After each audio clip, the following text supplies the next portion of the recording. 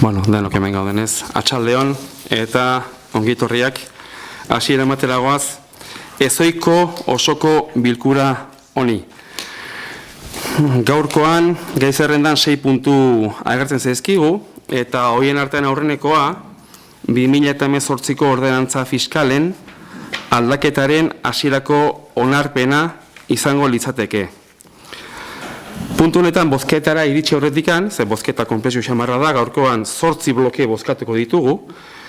Horretan iritsi horretikan, Maribel Bakero departamentu buruari, berari emango diotitza, berak nolabait ere ordenantza fiskalen proposamenaren inguruko xehetasunak eman ditzan, ondoren bozkatu horretikan talde bakoitzak bere posizionamendua edo azaltzeko aukera izango du, eta gero, aipatu dugan bezala 8 bloke edo 8 bozka ditugunez, bozkatzeko bloke bakoitzaren aurretik aitzi berri emango zaio hitza eta berek egingo du bozkatuko den bloke horren azalpena. Ondo iruditzen bazaigu. Hola, ja, arazorik ez eta gauzak ondo eta argi azaltzeko. Beraz, Maribel? Bueno, nik ingo detena da, pixkat, azkeneko batzordei begira, esplikazio bat emanez, zer da aldatzen dana, ordenantza fiskali begira, 2017ko ordenantza fiskalak 2018rako aldaketak. Orduan, zer gehi dagokionez, trakzio mekaniko ibilgailuen gaineko zergaren gainean aldaketa dago, eta baita ere jarduera ekonomikoen gaineko zergaren inguruan, bi zerga horietan. Ez dira ikuitzen, eraikuntza instalazio eta obren gaineko zerga, ondasun igizinen gaineko zerga eta hirilurren balio gehikuntzaren gaineko zerga. Hiru zerga horiek ez daukate aldaketarik. Trakzio mekanikoko ibilgailuen gaineko zergari dagokionez, 1,8ko igoera proposatu zen batzordean eta horrela bozkatu zen. Eta jarduera ekonomikoen gaineko zergan koefizientea 2,1 igotzea proposatzen da. Esan, 2,1 doikuntza hori aldaketa hori egin gendula konparatu Buruntzaldean eta inguruko herrietan ze koefiziente zegon, 2,1 oraindik azpitik, mediaren azpitik gelditzen den koefiziente bat izango litzateke. Eta igual hobeto esplikatzeko ere, zerga hau tributatzen dute urtean 2 milioi baino gehiago fakturatzen duten enpresek. Beraz, enpresa txikiei eta hartainei ez dien eragiten. Edo bintza fakturazio medio bat daukaten ez dien eragiten. Gero, tasei dagokionez, hau da zerbitzu publikoak eman eta jarduera egiteagatiko tasei dagokionez, ez daude igoerak ur hornikuntzako zerbitzuan, estolderia zerbitzuan, tutoretzapeko etxe bizitzetan, etxezetzeko zerbitzuan eta aldi baterako zerbitzuan. Hau da, bai uretan eta bai zerbitzu sozialetatik ematen dire zerbitzu publikoietan ez da igoerarik proposatzen. Nun proposatzen diran aldaketak. Igoera 1,8koa proposatzen da ehortze zerbitzuetan, ibilgailuak geldiaraztea bide publikotik kentzea eta horren ostean zaintzearena, baimenak eta bestelako dokumentuetan, alderdiak eskatuta egindako dokumentuetan eta langileen zerbitzu emateagatiko hoietan. Zerbitzu publikoietan planteatzen dena da 1,8. Ez da ere ez dira ikuitzen, astu zaitezatea taxi lizentziak.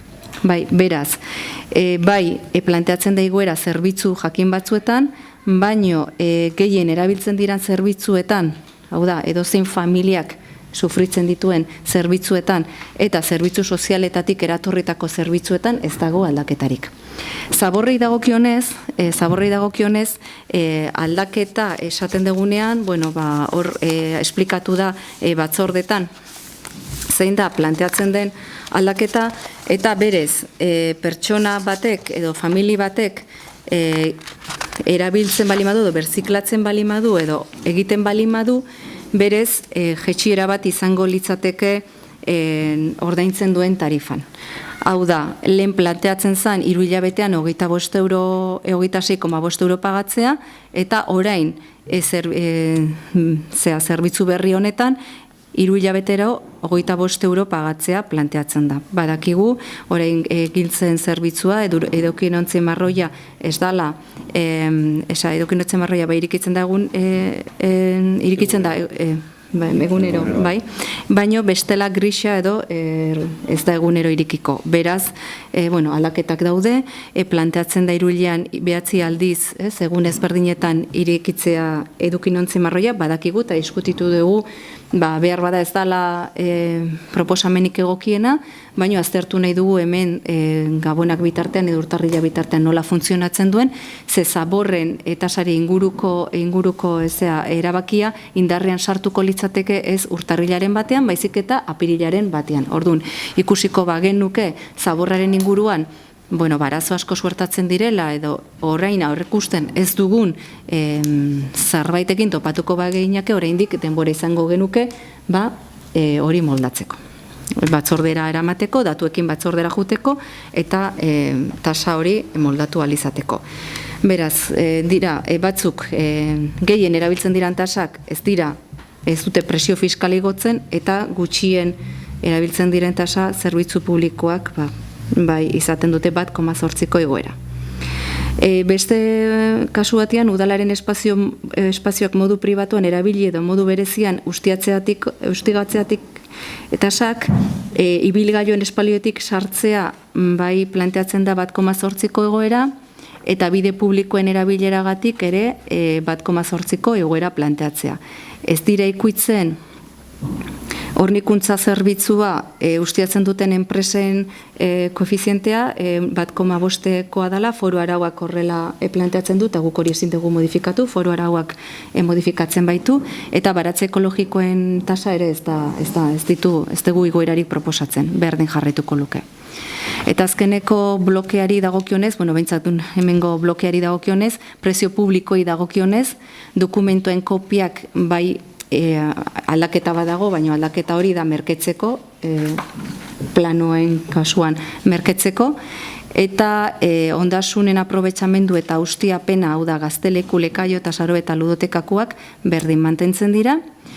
Igotzen direnak dira musika eskola, 2 igotzen dala, baino barneratuko litzateke igoera horren barruan liburuak eta beraz, famili batek kontuak ateratzen baditu, edo berdin edo gutxiago pagatuko luke, hori edo norrek egin dezaken kalkulua da, eta gero ikastaro eta kirol instalazioak, abonuak eta sarrerak 1,9 igotzen da, baina hau da buruntzaldean oinarritutako tarifak. Beraz, prezio publiko dagokionez, ez da igotzen dokumentuen kopiak, ez da igotzen udal ondasunen aprobetxamendu eta ustiapena, ez dira igotzen udalekuak, de hecho udalekuan familian perspektibatik doitu eginda eta justo hoien baitan ezertxo bait merkeago izan leke, igual euro bat edo 2 merkeago, eta ikastaroak lekaio, saro eta kiroldegian edo berdin mantendu dira kiroldegiaren kasuan, edo zenbait preziotan lekaiokoan batez ere zertxo bait jetxi eginda ordukoa, 4 euro ordukotik 3,20 ordukora ikastora. Beraz, ez da ajusteak izan dira gehien bat erabilpenaren inguruan. Eta, hau izango litzateke guk planteatzen duguna bozketarako, gero blokiak Aitziberreko beto esplikatuko ditu. Eskerrik asko, Maribel, eta orain esan bezala alderdien aukera, beraz, Konsulo zurekin hasten gara. Eskerrik asko. Gracias, Arratsaldeon. Bueno, nosotros no hemos modificado, desde el día de la comisión no hemos modificado el dictamen. Bueno, sí que la documentación que se nos pasó en cuanto al bloque 4, que es el tema de la eliminación de residuos, está mal la votación, ya lo hablé con Aitziber, nos abstuvimos y aquí, dice que votamos en contra. Era pues por puntualizar esto nada más. Bueno, en cuanto al resto no hemos cambiado de opinión y quisiera pasar primeramente a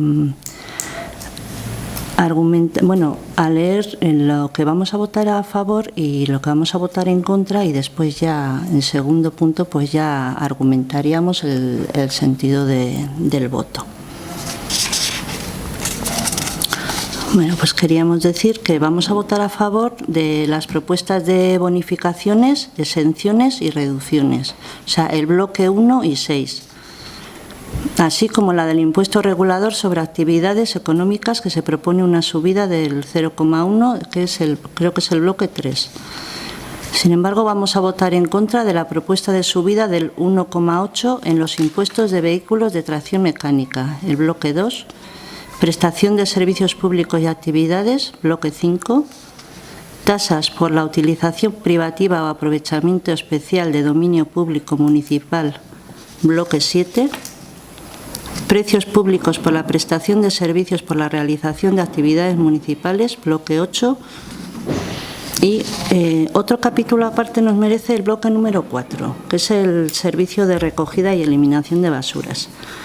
En este bloque, como ya dijimos anteriormente, nos vamos a abstener porque, bueno, claro, si se podría votar mitad y mitad, pero como no se puede, pues nos vamos a abstener en este punto, porque aunque vaya por delante que estamos de acuerdo en bonificar a los vecinos y vecinas que hacen bien la separación de residuos. En eso estamos completamente de acuerdo que hay que tener en cuenta este tema. Pero la propuesta del equipo de gobierno de las 9 aperturas al trimestre del contenedor marrón, a nosotros nos parece que no garantiza ni de lejos quién separa y quién no. Es más, creemos que se puede abrir el contenedor marrón sin echar nada. Y lo que nos parece discriminatorio es que viviendas que no generan ni un solo gramo de residuo, o sea, de personas que ahora están en residencias de ancianos, pisos de ocupación temporal, y el otro día, si no me equivoco, además Jorge dio una cifra que hay una cantidad de 264 pisos vacíos. Entonces, pensamos que no generan ningún gramo de residuo y que pasen a pagar 37,5 euros, o sea, la misma cantidad que los ciudadanos que lo van a echar todo en la misma bolsa, en el contenedor gris. Pues por eso en este tema nos vamos a abstener porque no nos parece bien. Ez zait ondo garbi gelditu aklaratzeko. Sí. Azkeneko blokia zein esan duzu? 2, 5, 7, 8, baina gero, eta hau? El último bloque ha hablado del 4, del servicio de recogida y eliminación de residuos, que ahí nos vamos a abstener. Bai. Bueno, aquí está como bloque 4, ¿no? Hau da 8. Dena 8. No, yo los he recogido como tal y como viene en la documentación, vale. no Vale. he puntualizado. Vale. Bueno, a ver si luego votamos bien. Bueno, tú nos lo vas a explicar. ¿Qué es lo que vamos a votar? Si hay que tardar más, se tarda un poquito más. Ahora lo que quisiera es argumentar el porqué de nuestro voto. Las ordenanzas fiscales son las que regulan las tasas y los impuestos municipales. Impuestos y tasas que el ayuntamiento cobra por los distintos servicios y que tienen que revertir en los ciudadanos y ciudadanas, facilitando, ampliando y mejorando todos los servicios que ofrece el propio ayuntamiento. El ayuntamiento tiene el deber y la obligación de hacer unas ordenanzas fiscales acorde con los problemas actuales que estamos viviendo, y los socialistas pensamos que en la propuesta hecha por el equipo de gobierno no se tienen en cuenta estos detalles. Todavía, a día de hoy, aunque parece que, no sé, algunos nos quieren vender que la crisis ya se ha terminado, hay familias que todavía tienen los sueldos congelados. Otros se los han bajado para poder seguir manteniendo el puesto de trabajo. A algunos incluso se les ha reducido la jornada laboral. Y cada vez hay más cuestas que subir. Me refiero a las cuestas desde enero hasta diciembre. Puede parecer que las subidas propuestas no son elevadas, pero hay hogares en Urnieta que una pequeña cantidad les puede suponer llegar o no a final de mes. Tampoco nos podemos olvidar que se vienen soportando las subidas de energía eléctrica, de gas, recortes en educación y en sanidad.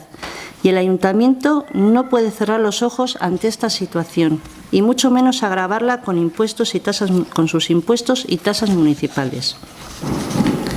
De nada sirve subir los impuestos si resulta que los ciudadanos no pueden pagarlos. Lo que conseguimos es que a veces no se utilicen o que se dispare la morosidad, los impagados y las ayudas sociales. Los socialistas estamos de acuerdo en que el ayuntamiento cobre los correspondientes tasas e impuestos, e incluso que a veces cada año se tenga que incrementar el IPC. Esto lo queremos dejar muy claro. Pensamos que el Ayuntamiento tiene que recaudar impuestos y tasas con la finalidad de ofrecer y poner en marcha servicios que mejoren la calidad de vida de los urnietarras. Pero una vez recaudado el dinero, ¿qué hace el Ayuntamiento con él?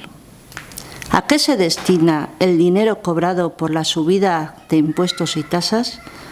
Y ahí es donde está el problema, y por lo que los socialistas no nos oponemos a la subida. Precisamente, ¿a qué destina este equipo de gobierno el dinero recaudado? Porque no se hace nada por eliminar gastos superfluos, no se da prioridad a lo imprescindible, se gasta mucho dinero en darse propaganda y publicidad. Se contrata a empresas a diestro y siniestro cuando podríamos hacerlo nosotros mismos, con nuestros propios recursos, y se enfrascan en proyectos de mucha envergadura y no siempre en beneficio de todos los ciudadanos y ciudadanas. Los socialistas pensamos que si se sigue malgastando así de esta manera, lo mejor es que este dinero de momento lo tengan los ciudadanos en su bolsillo. Bueno, esta argumentación que traemos hoy a este pleno, podéis pensar que es populista o que es demagogia, o que, como otras veces soléis decir, que es que estamos en elecciones, porque todo vale para no ver a veces la realidad. Pero la verdadera realidad es que defendemos los derechos de los ciudadanos, los que representamos. Hemos estado y estamos dispuestos a hablar, seguimos dispuestos a hablar, a llegar a consensos, a discutir propuestas y a hacerlas, pero claro, siempre que las queráis tener en cuenta.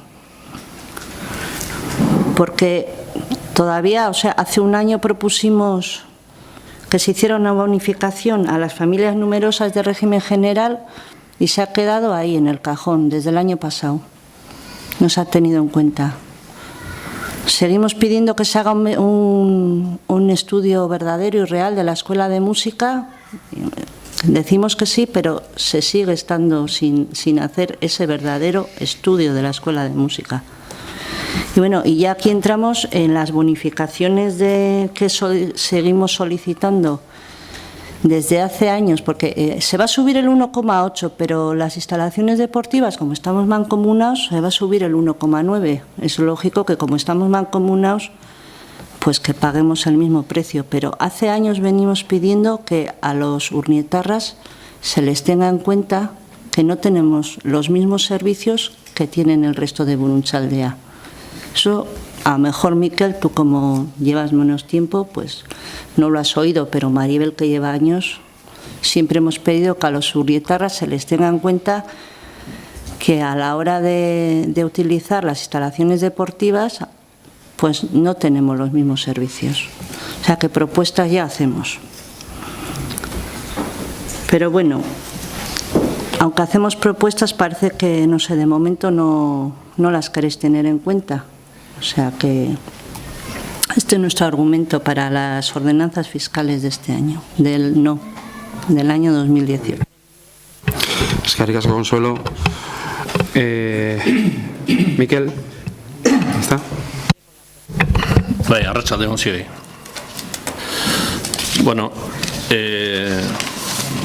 guk aurkeztu diran ordenantza fiskala hauekin, egia esan, gehiengoarekin ados gaude, ez guztiarekin noski, eta batez ere aurretikan entzun ginen justifikazioak, datuak emateko horrekin ez, zerrikan gaurkoneko realidadea gortina dukaula gure herritarren artean ere. Eta tartean badaukagu, hondakinen gai honekin gutxienez nola bateko reserva bat. Ez aurka gaudelako, baina bai reserva bat, eta ikusin beharko da, hemendikan apirila bitartean nola evoluzionatzen duen gai honekin. Orduan, idatzi bat irakurriko dut, gutxi gehiago aurreko komisioane irakurri nuena, gauz batzuk enduta, erantzun indiralako, baina beste batzuek oaindikan gure ikuspuntutik bindipin hor gelditzen da. Honera esango nuke. 2018 ordenantza fiskaletarako proposamenak. Horien inguruko zenbait gogoeta. Eneko 1,8ko igoera orokor bat proposatzen zaigu.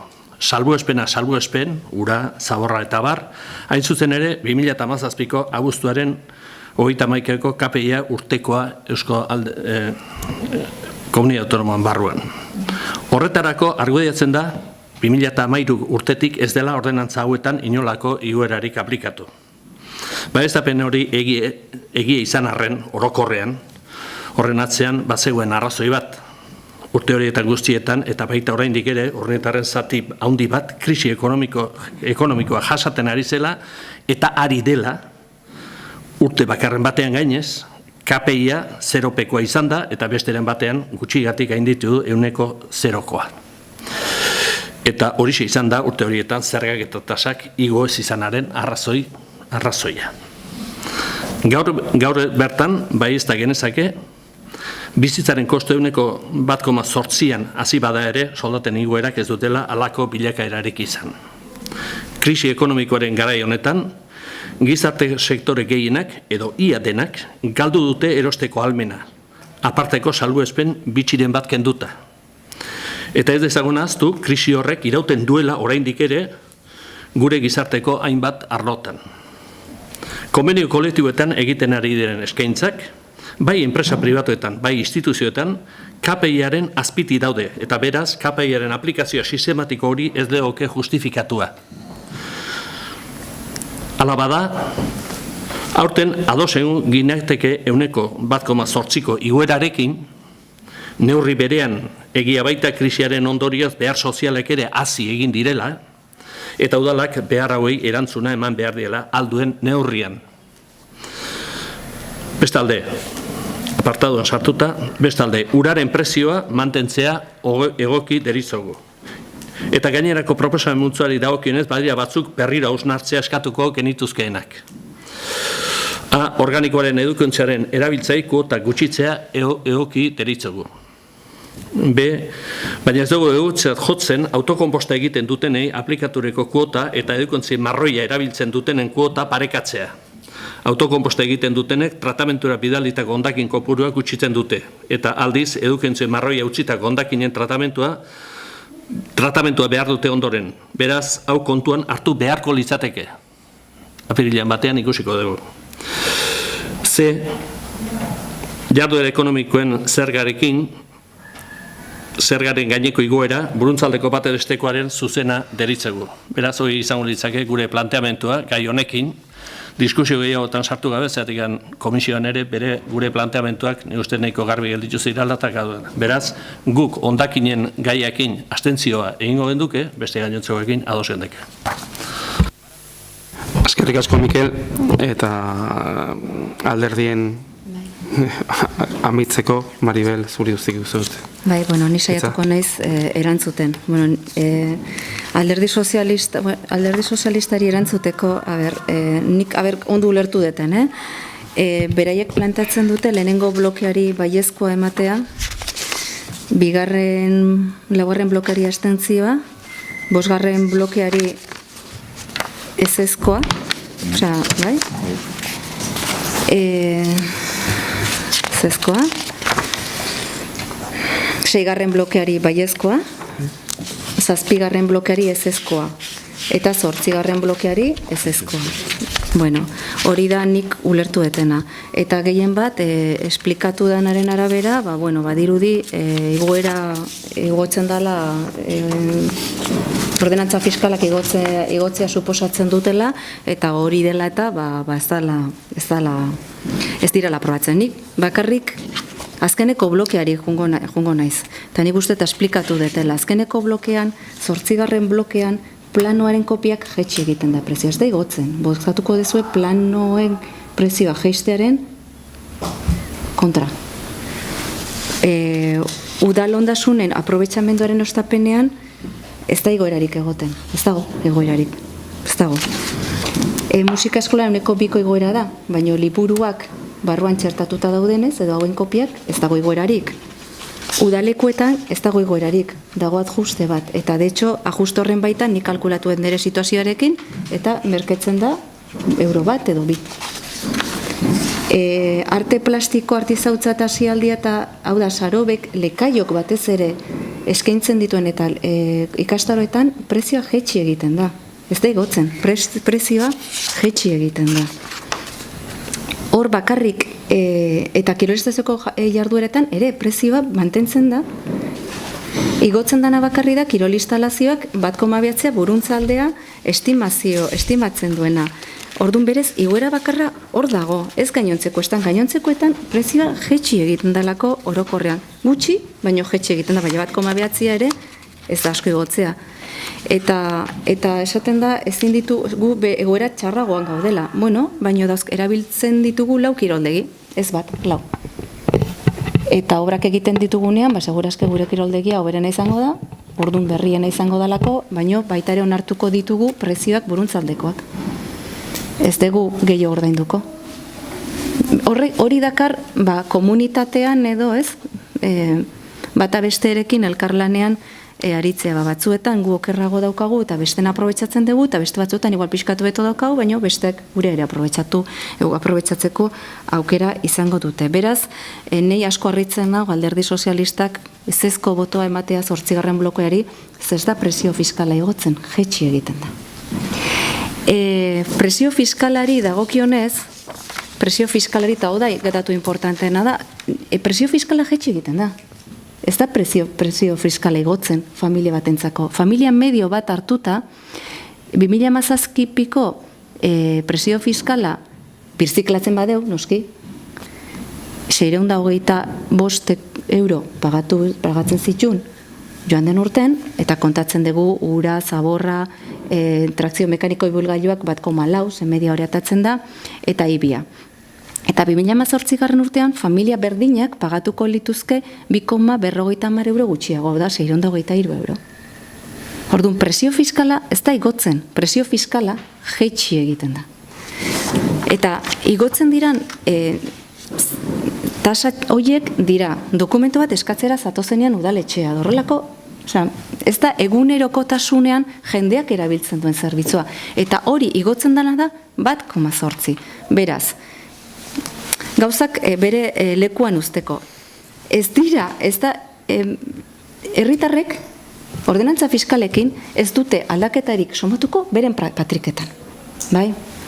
Hori garbi utzi behar. Ez balima da, derrepente, plano, ez dakit, planoak ez dira gehiago, baino, ez dakitzen zerbitzu gehiago eskatzera, ez dakit informeak, juten balima egunero informeak eskatzea urbanismora, bazkenean, nabarituko duzu, klaro, egunero informeak eskatzen baituzu, edo horrelako. Baina berez, presio fiskala, ze gainez, politika sozialetako zerbitzuak ez dira ikutzen. Ez dira ikutzen. Orduan, behar gehiago duten familia horiek ez dute presio fiskal hori, ez dute inundik inora. Nik datu horiek, nik egiten da, saiatzen ez beti nire familiarekin datuak ateatzen. Sartu nire familia eta gehien mediak hartu eta ikusi zenbat pagatuko genuken batak eta besteak. Eta hori presio fiskala familia medio batena hau izango litzateke. Noski, bertziklatuko ez bali, zerbait gehiago igotzen zaio. Baina, klar, suposatzen da hemen gaudela gauzak ondo itxeko, ez gaizkitzeko. Hori alde batetik. Gero, etxe bizitza hutsena, nik ez dakit ondo ulertu duten, etxe bizitza hutzen asuntua, pagatzearena etxe bizitza hutsa eukitzagatik, basurarena. Bueno, bai, alokatu zazu eta alokairukoak batu ezala etxe bizitzako basura. Ez? Bi etxe bizitza bali maskazu, ez dakit, pagatzia, badakit ez duzula basura botatzen, baino hori da gertatzen dena. Eta gero, krisiaren inguruan egia esan urte askotan ez dala igo, eta horrek azken finean hori da soldata bezala, eta logikoa zanez igotzea, eta gu gainez defendatu dugu igoerarik ez egotea, krisialdi urtetan, alderdi honek, defendatu du igoerarik ez egotea. Eta horren honetan ez dugu defendatzen igoera bat egotea, guztietan fijatu bazeate oso gauza txikitan dago igoera, eta beste gauzatzutan gehien erabiltzen ditugun horietan, jetxiera dago. Edo ajustekin jetxiera suposatzen du. Eta gertatzen dena da batzutan ez bali madegu prezio batzuk ez pixkanaka ajustatzen, bazkenian igoerak izaten dira biderkatzaileak. Zurte batetik besteraz, bezu biderkatzen, ez dezu bakarrik galtzen 1,8 hori. Galtzen dezu 1,8 hori, gehi urrungurtean biderkatzen ez duzun hori. Osa, ez da gehitzea, da biderkatzea hemen gertatzen dena. Orduan, horrekin ere kontu pixkatuki behar dugu. Eta hemen esan da zenbat diru gehiago rekaudatuko dugu honekin. Bueno, ezin ditut datu guztiak eman, zer nik ez dakiz zenbat jende apuntatuko da ikastaroetan, eta hor gutxiago rekaudatuko dugu. Baina, igoera suposatzen duten hoietan, pentsa, bakarrik kontutan hartuta zenbat gehiago rekaudatuko du, igoera suposatzen duen gutxi hoietan. Kalkulatu gabe, zenbat galduko dugun, igoera, jetxiera dagoen hoietan. Ze behar bada parra egiten dugu, baina igoera dauden hoietan 12.400 gehiago. Alderdi sozialista kontra botatzen duen hoietan. 12.400 euro gehiago. Ez da ezer. Baina, oinarri aurrungurterako zer, beste oinarri batean jartzen gea, eta ajustatu dugu, gure ustez, beharretara, eta gero prezio eta zerbitzu publikoetan, herritarrek edo familiek daukaten beharretara ajustatu dugu. Behintzat, saiakera hori egingo dugu. Eta ni ez nahi sartuko demagogia dan edo ez dan, baina batzorde batera eramaten ditugunean gaiak edo proposamenan, eta data bat ematen danean, data hortarako proposamen bat egoteko, edo proposamena dago, edo guk ezin dugu estudiatu. Eta badakit, ni pekatuan egon naitekela, joan den urtean esan nuelako, eztabaidatuko genduela, bonifikazioa familiarena. Baina ez daitere bidezko iruditzen, batzordaren azken minutu arte itxarotea hori aurpegira botatzeko. Orduan, badakit alderdi sozialistak proposamenak egiten dituela. Baina ordenantza fiskali buruzko proposamenik ez du egin. Ez du egin. Eta eskatzen dena da, epe bat ematen danean, horri buruzko proposamena bideratzea guk eztabaidatu ahal izateko. Eta ez da egin. Pentsatzen ez honetan.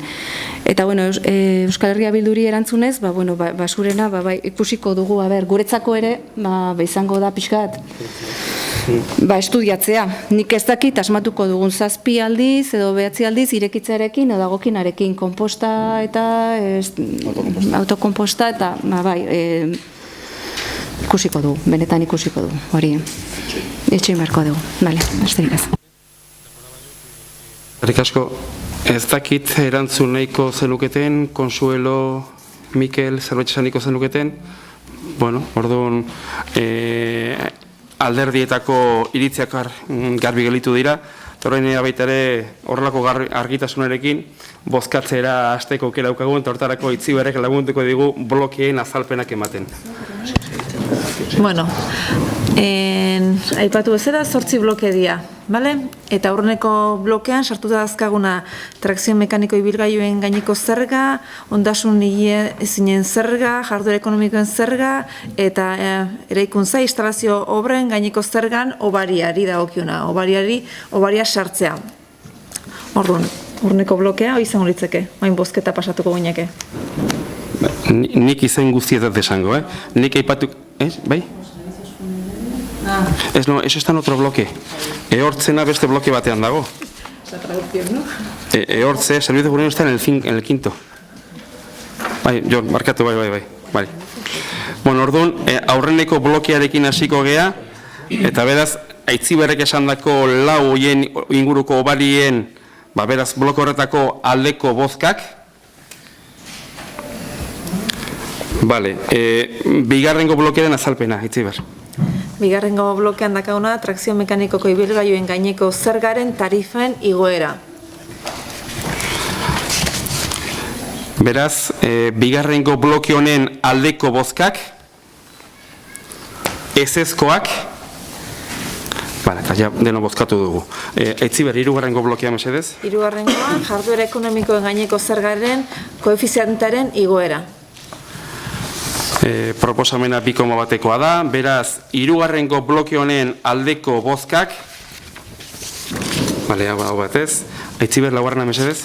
Oain sartzen gara tasetan 2 banaketa dazka. Orduan, 4. blokean okiko genduke bakarrik, zaborrak bildu eta deusestatzeko zerbitzuaren tarifak.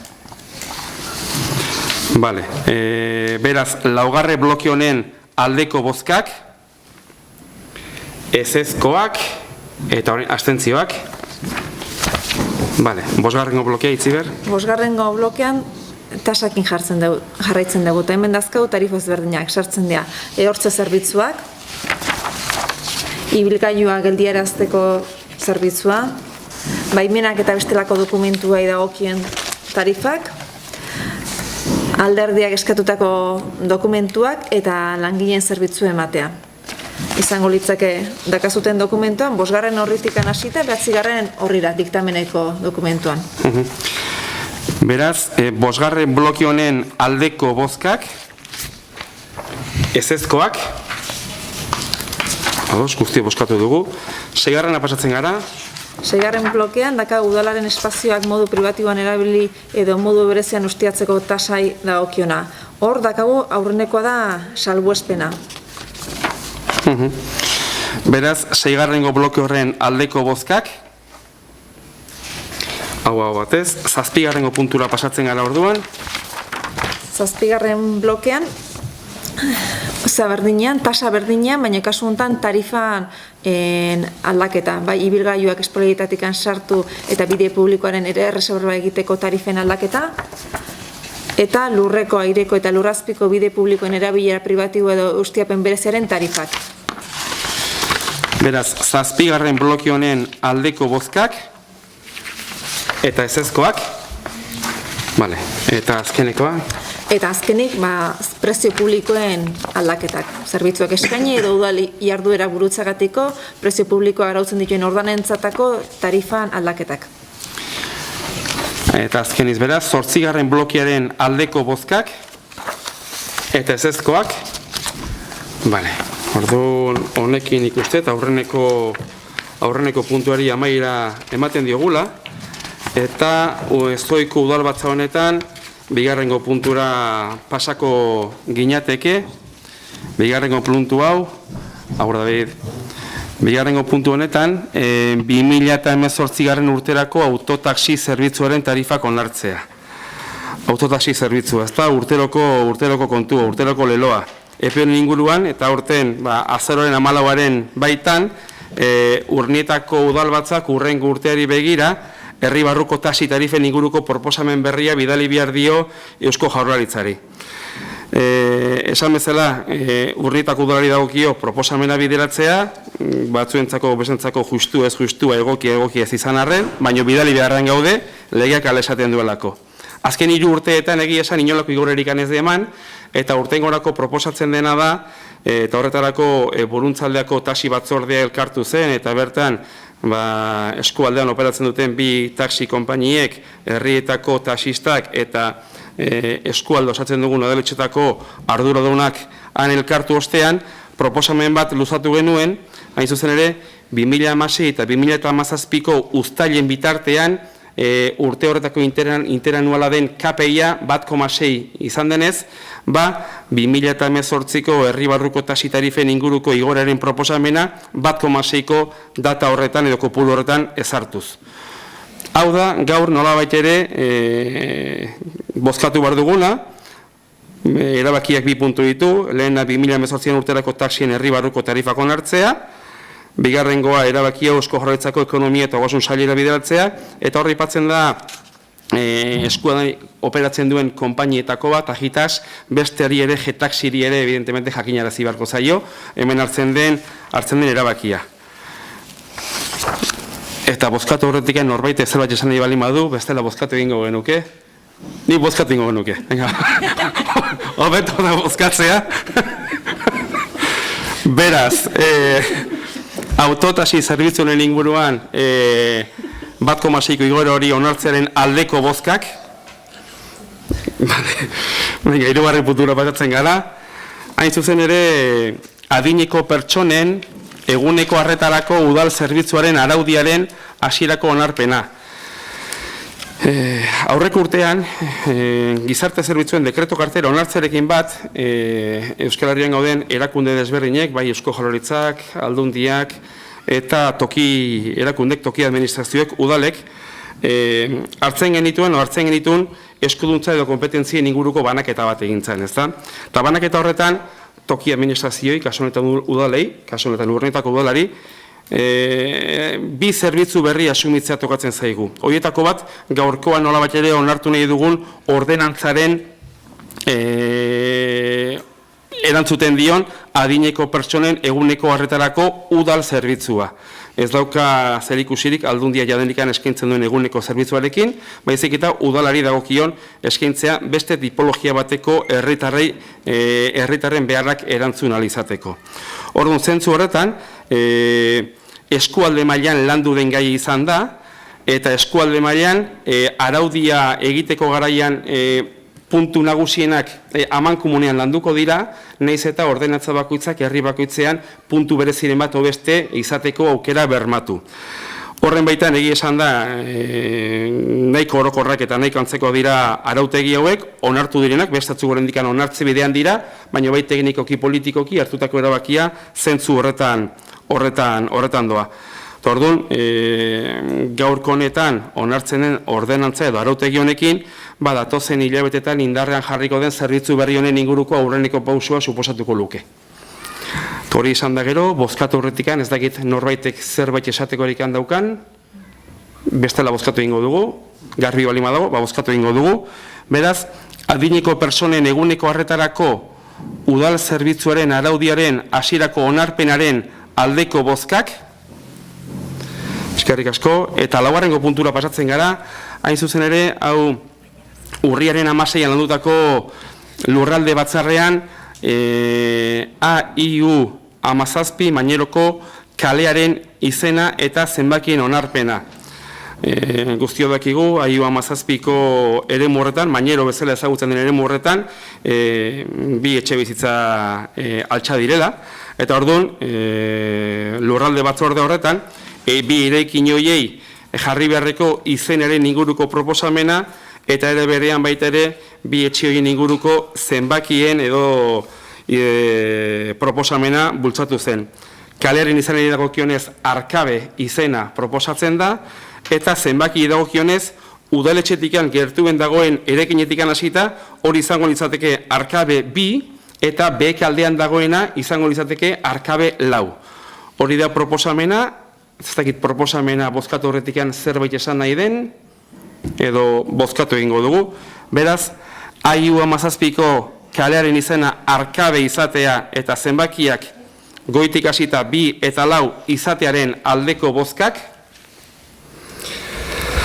Bosgarrengo puntura jarraitzen dugu, hau ere lurralde batzorrean landutako gaia, Txoritagain auzoko 8 bat, 8 bat, 2 erreferentzi katastrala duen lurzati alokatzeko errentamendu kontratuaren espedientearen onarpena, ibilgailuentzako aparkaleku publikotara bideratzeko. Kontua da, Txoritagain auzoan aparkaleku bat egiteko bidean egin beharreko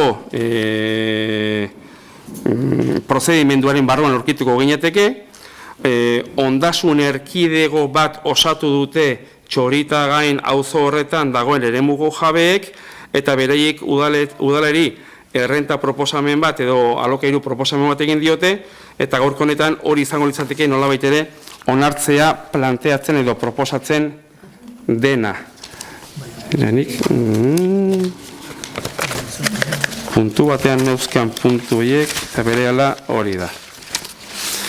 Hain zuzen ere, gaurkoan hartu beharreko erabakiak 6 dira, txostenen agertzen dira, lehena onartzea Txoritagain auzoan dagoen referentzia katastro duen ondasun igizina alokatzeko errentamendu espedientea, aparkaleku publiko bideratzeko, eta horretarako Ines Iturbe Olano y otros ondasun erkidegoarekin izenpetu beharreko kontratuaren eredua onartzea, bigarrena Jose Manuel Ibarbia Fernandezek ondasun erkidegoaren izenean aurkeztu duen bezkanpo urtero 8.000 euroko eskaintza onartzea, alokatzeko preziotan onartzea, hirugarrena baimentzea eta xedatzea urtero 8.000 euroko gastu hori, partida bati lotuta hain zuzen ere, laugarrena alkatea baimentzea kontratua sinetzeko eta hura dokumentu publikoan jasotzeko, bosgarrena errentamendu eskubidea sartzea udal inventarioaren barruan, eta seigarrena erabaki honen berri jakinaraztea, kasu honetan ondasun erkidegoari eta udaleko hirigintza idazkaritza eta kontu hartzailezako sailei. Orduan, horiek dira gaur nolabait ere bozkatzera proposatzen diren puntuak, eta bozkatu horretikan norbaitek zerbait esaniko balu, edo bestela bozkatu egingo du, beraz, Txoritagai auzoan aparkaleku publiko bideratu izateko hartu beharreko 6 erabaki hoien aldeko bozkak. Eskerrik asko, batez. Eta seigarrengo puntua, oker espaliman Mateo zuzenduko dit, informazio kontu badala, hain zuzen ere, memoria eta elkarbizitzarako batzorde berezia, 2 puntu, talde politikoen bozera maileek batzordeen osaerarako bidelitako idatziaren berri ematea. Beraz, Mateo? Gogoratuko dezuenez, aurreko udal batzarrean onartu zen osaeran bizikidetza memoria eta elkarbizitzarako batzorde honen osaeran aldaketa batzuk onartu ziren, eta hortik aurrera udal araudi organikoak dio, hain zuzen 31 artikuluan, talde bakoitzeko ordezkari gisa batzordetan parte hartu behar duten udalkideak haietarako berariaz izendatzeko taldeko bozeramaileak idatzi bat bidaliko dio alkateari eta horren berri emango zaiola udal batzarrari. Orduan, puntu jartzearen arrazoi bakarra da, udal batzarrari berri ematea, kasu hontan Eusko Alderdi Jeltzaleak eta EH Bildu taldeek jada izendatu dituztela batzorde horretako kideak, eta kide horiek dira Eusko Alderdi Jeltzalea taldearen kasuan Maribel Bakero eta Mari Pisarasola, eta ordezkoak Jorge Segurado eta David Rosco zinegotziak, eta EH Bilduren kasuan dira Mikel Izagirre eta Ixiar Martiarena, eta ordezkoa Xabier Liurramendi, eta baita aurre ikusten da Itziar Artola itzultzeko aukera. Eta hori bakarrik horren berri ematea zen puntu honen helburua. Hau izan da, printzipioz, ezoiko osoko bilkura izan ikandori guztia puntu honekin amaituko litzateke, eta beraz, eskerrik asko guztioi, eta urrengo plenora arte.